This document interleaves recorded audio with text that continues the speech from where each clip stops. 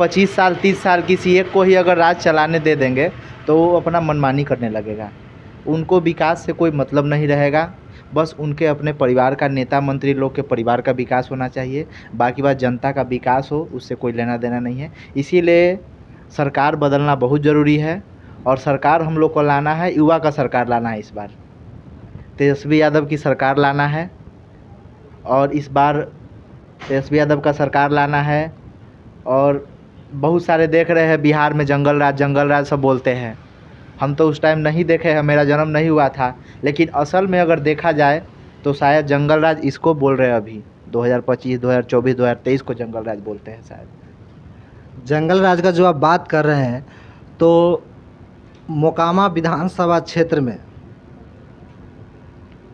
दुलारचंद यादव को गोली से दिन दहाड़े भून दिया गया और नीतीश जी खामोश बैठे हुए हैं, तो उनसे आप क्या कहिएगा? नीतीश जी खामोश बैठेंगे नहीं, उनके पार्टी का नेता है। इल्ज़ाम तो उन्हीं पे लग रहा है, इल्ज़ाम तो उन्हीं पे लग रहा है। पार्टी का नेता रहेगा तो किसी को दिन दहाड़े गोली से चला के मार देगा? शायद नीतीश कुमार जी का नीति यही है कि मेरा पार्टी का नेता रहेगा तो नहीं, उस पर कोई कार्रवाई नहीं होगा।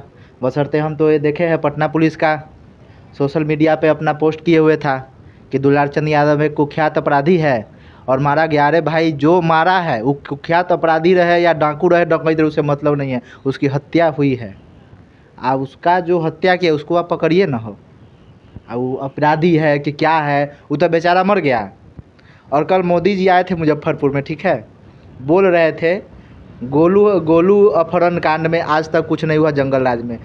हम पूछना चाहते हैं माननीय मोदी जी से कि मोदी जी, आपका राज्य में ब्रजेश ठाकुर में बालिका गृह हत्याकांड हुआ जिसमें 34 लड़की का बलात्कार हुआ और 34 को हत्या करके उसको ज़मीन के अंदर गाड़ दिया गया।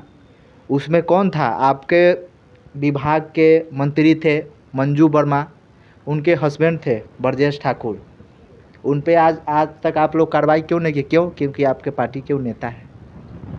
2020 विधानसभा चुनाव में आप किनको वोट किए थे? 2020 में तो हम एकदम कमल छाप को दिए थे।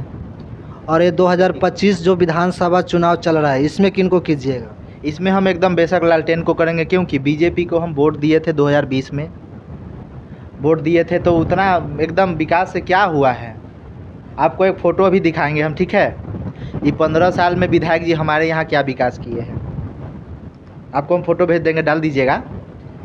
हमको लगता है कि रोड में माटी गिरवा दिए हैं 4-5 ट्रैक्टर, 4 घंटा का बारिश में लिपा पोती हो गया। जैसे रोड का जो विकास है ना, वो मट्टी का कीचड़ के नीचे दब गया है, दब के रह गया है। वो करा रहा है, चिल्ला रहा है कि हमको भी बना दो रोड, हमको भी बना दो, कीचड़ काहे डाला मेरे ऊपर। लेकिन विधायक जी को इससे कोई मतलब नहीं है। उनको बस हाजीपुर में क्या, हाजीपुर भी तो वही हाल है। अभी बारिश हो रहा है, रात भर से जाके देखिए हाजीपुर में क्या हाल होगा।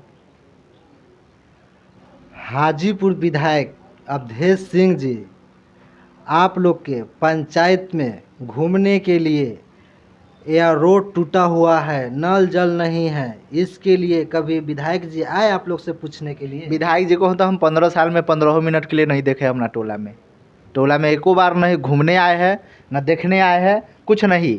और नल जल का बात, तो 2021 से हम लोग का नल में जल नहीं है।